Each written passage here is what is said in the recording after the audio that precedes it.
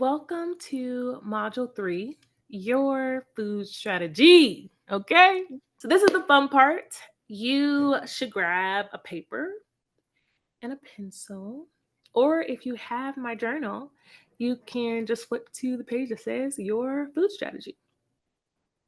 So I've been giving you information in the last few modules and only to build awareness so that you have the economic power and the decision making authority to make the most informed decisions about what's going into your body.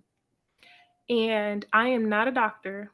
I am not a nutritionist. I am a regular person who uses food to heal my body based on learning from Eastern medicine the power that regular food has to heal. And I truly believe our medical and public health sectors are designed to create unhealthy environments. And I think you would agree with this because when you go to a hospital or you go to a public health medical center or any type of medical clinic, you don't see a whole lot of real wellness products or real food. Hospitals are full of processed food often, so are public health centers.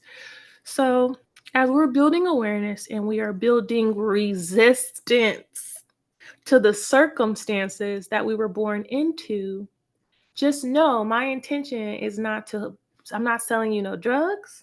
I'm not asking you to eat anything that's going to be harmful to your body. I'm asking you to say, okay, what can I do as an individual? What is within my power? Because we are not going to dismantle the public health and medical sectors overnight. And it is more important for me that you, as an individual, understand that you have the autonomy and you have the power to choose what goes in your body. And the more that we can build this practice and this lifestyle, the more resilient you will become. So let's talk about your food strategy. Where do you live? And is there a farmer's market? If you don't think there is, go on Google. Go on your any Facebook groups or wherever you social media and just type in your zip code or your city and type farmers market. Local farmers market. You should have a few options. If you don't, the grocery stores in your neighborhood. Is there a Sprouts? Is there, you tell me what there is. Where would you feel comfortable going to the grocery store at? Where do you feel comfortable shopping? Bullet point number one, where you going? Boom. What's your frequency of shopping? For me, it's more than once a week. I remember when I was living in Italy at one point, I used to go to the store every day and buy fresh because over there they don't make refrigerators in the same size as us. So that's how big capitalism is, y'all. They made our refrigerators bigger in this country so that we could purchase in bulk. It's okay for your refrigerator, your US size refrigerator, to not be full. Anyways, it was a total adjustment for me working with this like petite size refrigerator and just like learning this practice of like buying fresh every single day and just like walking to the market and blah blah blah. I get it. That's not everybody's lifestyle. I got it. You might not be able to walk to the market. You might live in a food desert. That's why you have to have a strategy. That's how you build resilience. You have to decide on what day am I prioritizing food shopping, and that needs to be a boundary. If somebody wants to do something with you, you can invite them to the grocery store, invite them to the farmer's market.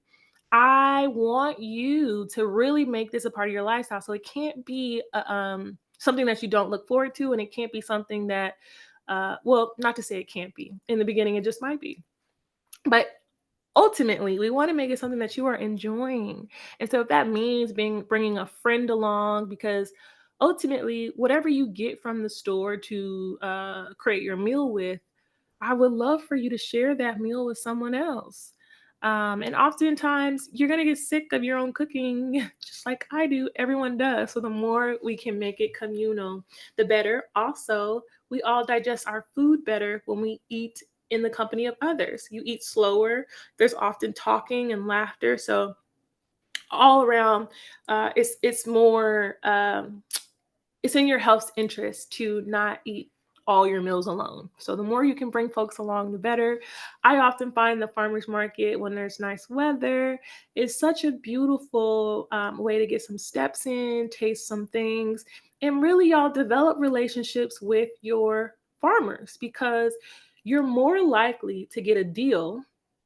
Oh, also, pro tip, go to the farmer's market during the last hour. They're more likely to bargain with you on the prices because they don't want to take the stuff home. So they just want to get rid of it. Also, sometimes you'll find this is a part of your food strategy. You maybe wanted something, but that something isn't in season and you don't know how to work with the things that are in season. Pro tip, ask that farmer. Bro, how would you make this? What am I supposed to do with this? I don't know what this is. Can this go in a stew? Is it better in the air? Like what should I do? They have great ideas, trust me. Um okay, so going back to your food strategy. So boom, first, where are you going? What stores will you hit? Two, what days will you do that? So for me, there's a farmers market on Tuesday in Culver City that I'll hit for certain things. And then there's a farmers market on Saturday that I'll hit for certain things. And so the beauty about hitting it during that final hour is that there's usually less people there too. We love that. I can't stand being at the grocery store when it's crazy crowded. I don't feel like I get to enjoy myself in the same way. But I will also say that I have learned to make, as a part of my strategy, I have made grocery shopping enjoyable in the same way that like most women enjoy like shoe shopping. I don't like clothes shopping, but I love food shopping because I don't know. I just love food, obviously. Okay, so boom. Once we know where we're going, how often we're going, what products will you get from your local market versus what can you just absolutely not live without? Put that on the list. It's okay if it's bad or poor. It's okay. It's okay. It's okay. I want you to be happy. I don't want you to feel like you have to be restrictive. The fact that you are creating a food strategy, sis, whatever that thing is that you really like, if you promise me, if Yuka can't give you anything better to replace that thing with, put it on the list, sis. It's not gonna kill you today. It's not, in theory. With that being said, though, I do want you to develop a food strategy that supports your goals. So putting that thing on that list does not support your goals and take it off. But be flexible with yourself and when you what I would do in the beginning is reward myself. So for me, a reward is not cooking, not having to cook. So I can go eat out this thing like, oh, I'll say, oh, you did so well this week in cooking and like eating everything in the fridge because that's the other thing. I hate being wasteful. I'll be like, okay, if you eat all of these things, girl, we can go, get tacos on Friday. Whatever motivates you. Okay. So you should have a food strategy. I hope that you have also picked a buddy because an accountability partner we love. This is a lifestyle practice in the same way that like you would pick up a sport and then you go to practice for it. Or like if you wanted to be a musician, you would practice, right? Same situation here with this food strategy. You have to practice it, and there has to be some accountability. And we just want to be mindful of the growth. Okay. So if you do it right for 48 hours, I'm proud of you. If you can stretch that to a week, I'm proud of you. If you can stretch that to 2 weeks, I'm proud of you. If you can stretch that to 30 days, you have discipline. Okay. So try your food strategy out for a week or 48 hours, whatever makes sense to you. We do have a 7-day challenge in which I will give you some of the recipes that are my own personal that have held me down because everybody don't know how to use flavor in the same way that, my granny could put her foot in it. So just to give you a little context, the matriarchs in my family are from Texas and New Orleans. So I don't mess with everybody's healthy food like that, but I would say that like mine's is delicious to the level of Creole and that Texan swag. So highly recommend checking out the 7-day challenge. You won't get access to the recipes until you complete the first module, I think, but highly recommend. And congratulations on building your first food strategy. I'm so sad no one else has taken the time to walk you through these things, but I really, really, really, really hope you share it. The grocery store wokeness is real, and we definitely just want humanity to be healthy. The healthier we are as a society, the more stronger we are as a community.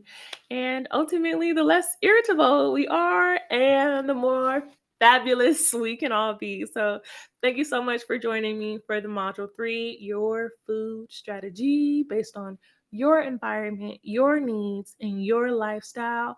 If you ran into any blockers, I am happy to schedule a consultation. You can reach out for a one-on-one.